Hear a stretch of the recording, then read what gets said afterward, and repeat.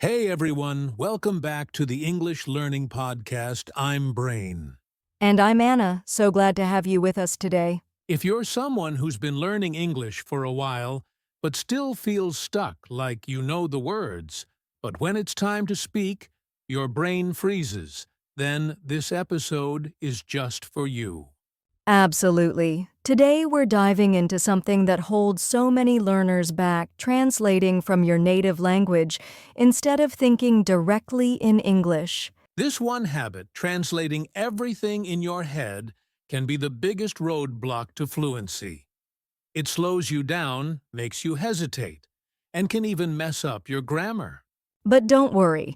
In this episode, we're going to show you exactly how to break that habit and train your brain to think in English naturally. You'll learn simple, practical steps, things you can do every day to make English your automatic language when speaking. And trust us, it's not as hard as you think. If you've ever wondered, why can I understand English but still can't speak fluently? You'll get answers today. So grab your headphones, get comfortable, and let's start rewiring your brain to think in English. No more translating. All right, let's jump into it.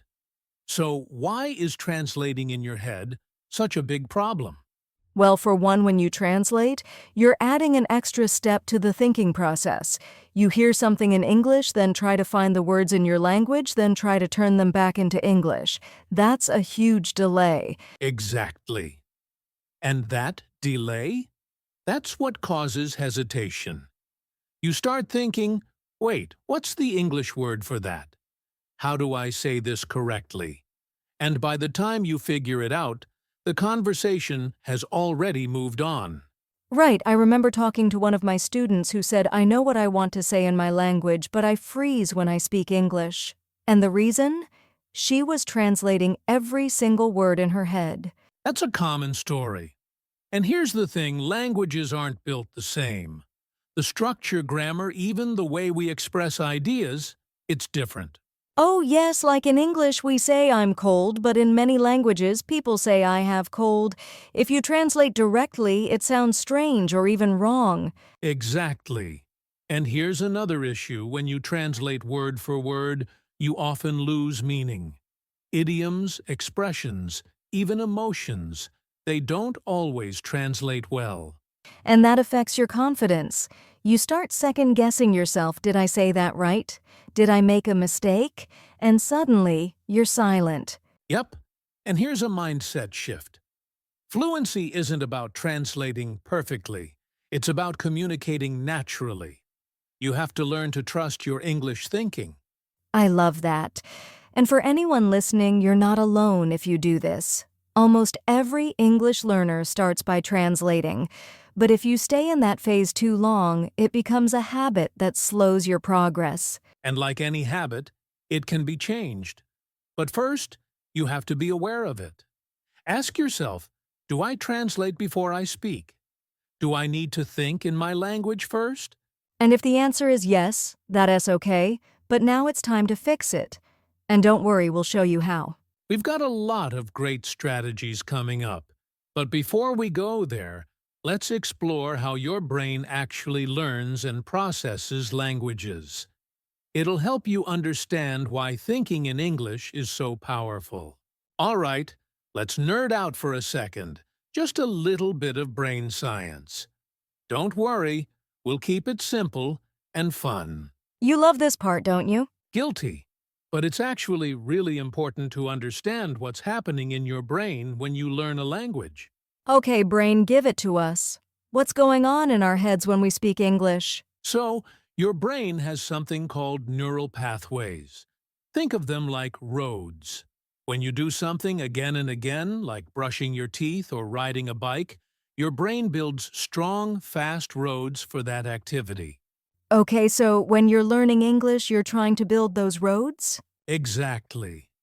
But here's the catch. If you always translate from your native language, you're not building English roads. You're just taking a long, slow route through your own language first. Ah, so it's like driving through two cities just to get to one place instead of going straight there. Yes, that's a perfect way to put it. When you think directly in English, You're training your brain to take the fast road. No detours, no delays. And that's what makes speaking more automatic, right? Less thinking, more flowing? Exactly. The goal is fluency. And fluency means you don't think about the language, you just use it. Like when you say, "Good morning" or "How are you?" You don't pause to translate, you just say it. So the more we practice thinking in English, the stronger those English roads get. Yes. Every time you picture a word in English, speak to yourself in English, or listen without translating, you're laying bricks on that English highway in your brain. That's really encouraging. It means we're not just learning words, we're literally changing how our brain works. Exactly. And that's why it's so powerful. You're not just learning a language, you're building a new way of thinking. Love that. And I think now's the perfect time to talk about personal experience because theory is great, but real stories help it stick. Totally agree. Let's share how this played out in real life. Okay, brain, we've talked about the science, the problem, but now let's get real. Do you have a personal story or student experience that shows what happens when someone stops translating and starts thinking in English? Absolutely. I worked with a student named Carlos from Brazil. Super smart guy. He had studied English for years, grammar, vocabulary, even passed some tests, but when it came to speaking, he was stuck. Every sentence took forever. Let me guess he was translating everything in his head? Exactly. Word by word. He even told me, "I know what I want to say in Portuguese, but it takes me too long to say it in English." So what did you do? We started really small. I told him, forget about perfect grammar. Just think in English, even if it's simple. So instead of thinking esto com foam and then translating it, he just practiced saying, "I'm hungry" over and over, like 5 times a day. That sounds basic, but it's so powerful. Repetition builds those brain pathways we talked about. Exactly. After a few weeks, he told me he was walking to the store and he noticed that he was thinking, "What do I need to buy?" in English, not Portuguese. And that was the turning point. That's amazing. I had a similar journey. I remember when I was learning French, I used to try to translate jokes. Big mistake. They made no sense in English or French. Oh yeah, humor never survives translation. So I stopped translating. I started watching French shows and repeating what they said out loud, mimicking the rhythm, the words, without thinking about English. Slowly, I started thinking in French naturally. It's the same path. Anyone listening, just know we've all been there. Feeling stuck, feeling slow. But once you stop translating and start trusting your English brain, things really start to change. And it doesn't happen overnight. But with small daily steps, it becomes easier, more natural, more automatic. Exactly. And now we want to help you make that shift. So up next, we're going to talk about the signs that show you're still stuck in the translation habit. All right, let's talk about something super important. How do you even know if you're still translating in your head? Yes, because sometimes you don't even realize it. It just feels like normal thinking, but it's actually slowing you down. So here are some clear signs you're still translating. Sign number 1. You take a long pause before speaking, even for simple things like "I need water" or "What time is it?" Right. That hesitation usually means your brain is doing a quick back and forth with your native language first. Sign number 2. You often feel like you know the word in your language, but not in English. So you stop or get frustrated mid-sentence. Yep, or you say, how do you say that in English? All the time, even in your own mind. Sign number 3. You translate word for word, and your sentences sound unnatural. Like "he don't have car" instead of "he doesn't have a car." That's a big one. Literal translation creates weird grammar because English works differently. Here's one more. When you listen to English, you silently translate it into your native language to understand it. If you're doing that, your brain is still in translation mode. Exactly, and this one slows down your listening fluency, not just your speaking. It's like putting subtitles in your brain. So if any of those signs sound familiar, don't worry. It just means you're ready to take the next step, training your brain to think directly in English. And up next, we're going to show you exactly how to do that, step by step, super practical and fun. So stay with us, you're about to get the tools to rewire your thinking and finally speak English with confidence. Okay, now comes the part everyone's been waiting for. How do you actually stop translating and start thinking directly in English? Yes, we're giving you a full roadmap today. These are the same steps we've used ourselves and taught to hundreds of learners. Let's start simple. Step 1. Name things around you in English. I love this one. It's so easy you can do it while walking, cooking, shopping. Just look around and say what you see. Chair window, blue sky, cup of tea. Exactly. The idea is to connect the object or idea directly to the English word, not the translation. Over time, you'll stop thinking taza and start thinking cup automatically without translating. Step 2. Use mini English sentences throughout the day. Right, like I'm hungry. It's cold today. I need to go now. These are basic, but they train your brain to form complete thoughts in English. And don't worry about mistakes. Just speak. The goal is fluency, not perfection. Let's pause for a quick tip. Want to level it up? Use a mirror. Look at yourself and say a few English sentences. It helps build confidence and fluency. Yes, talking to yourself in English is not weird, it's powerful. You're creating real mental pathways. Step 3.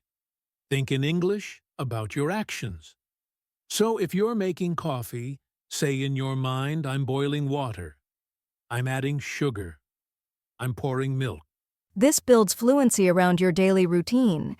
You start thinking with the language instead of just learning about it. Exactly. And over time, these patterns become automatic. Okay, step 4. Describe what you see or feel. Let's say you're walking outside. You can think, the weather is nice, the sun is bright. I feel relaxed. Boom! That's real English thinking. You're not translating, you're living the language. One of my students, May from China, used this strategy. She set a timer on her phone just 5 minutes every morning. During those 5 minutes, she would think only in English. Yes.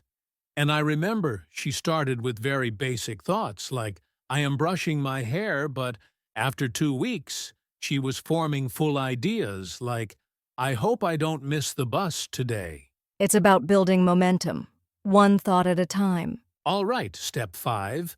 Visualize in English. This one's interesting. Try to picture something like a beach or a restaurant and describe it in your mind using only English. For example, the waiter brings a menu. I order pasta. The music is soft. You're creating a scene in English. This is a huge step because it activates your imagination and helps you become more expressive.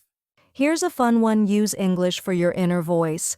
You know that voice in your head that says, ugh, I'm tired, or don't forget your keys? Train it to speak English. Yes, start with simple feelings or reminders. I need to buy milk. I can do this.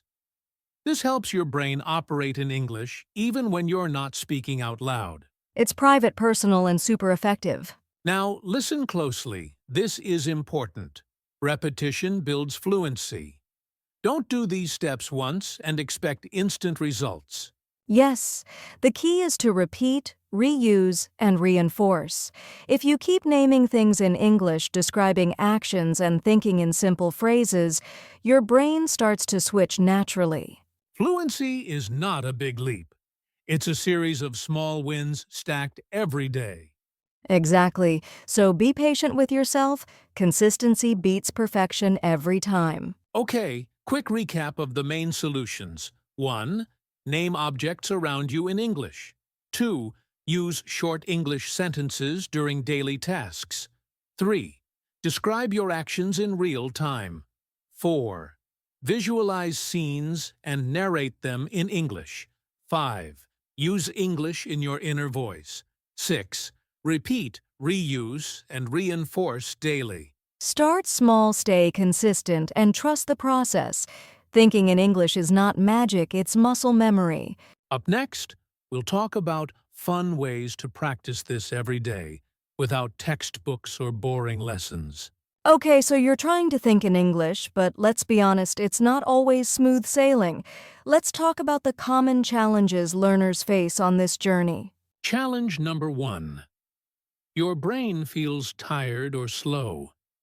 Thinking in a second language takes effort at first. It's like using a new muscle. Exactly, and that's normal. You're rewiring your brain. The key is to not panic. Start with just a few minutes a day, not an hour. Build stamina slowly. Challenge 2. You feel like your vocabulary is too small. So you want to think in English, but you don't know enough words. What do you do? Use what you have. Keep it simple. You don't need fancy words to think. Say I'm happy instead of I'm delighted. Say I go work if that's all you know. Fluency grows from usage, not big words. Well said. Challenge 3. You get frustrated when you can't express your full thoughts. You might start translating again because it feels easier. Here's the trick, don't fight that feeling. Just breathe, break the thought into small pieces and say what you can. If you can't say the weather is gloomy today, just say cloudy, no sun. Yes, progress, not perfection.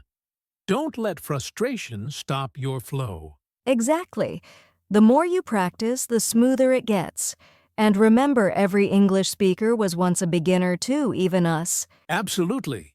So be kind to yourself and stay consistent. The next section is all about daily routines to keep your English thinking sharp and fun. All right, it's challenge time. Let's put everything we've talked about into real action. Yes, this week we're giving you a simple 3-part challenge to help you start thinking in English every single day without stress or pressure. Here we go. Part 1. Object naming. For just 5 minutes a day, walk around your home and name everything you see in English. Table, lamp, shoes, water bottle. And don't stop at nouns, add actions, like I am opening the fridge or I am washing dishes. Exactly. Just speak or think freely. No translating, just labeling and describing in English. Part 2. Daily Thought Journal. Every evening, take 3 minutes to write 3 sentences about your day, but in English. For example, I woke up late. I ate rice for lunch. I studied English for 20 minutes. It doesn't have to be perfect grammar, just honest, simple English thoughts. And finally, Part 3, English Self-Talk. Pick one daily activity like brushing your teeth or walking to the bus and think in English during that moment. It could be super basic, like I need to hurry or the weather is hot. The goal is to build an English moment into your routine. Let's review the challenge real quick. 1. Name objects and actions for 5 minutes a day. 2. Write 3 English sentences about your day each night. 3. Choose one moment for English self-talk daily. That's it. 3 small steps. But if you do this every day for 1 week, you'll feel a real shift. And if you're up for it, tell us how it goes. You can drop a comment or tag us. We love hearing your progress. Coming up next, our final thoughts, motivation, and a little reminder to keep going. Because you've got this. All right, brain. Before we wrap things up, let's quickly answer a couple of common questions we get from our listeners about thinking in English. Absolutely. Here's one we hear a lot. What if I don't have anyone to practice speaking English with? Good question. The answer is you don't need someone else to start thinking in English. You can practice with yourself, narrate your actions, talk to yourself in the mirror, or write a short diary.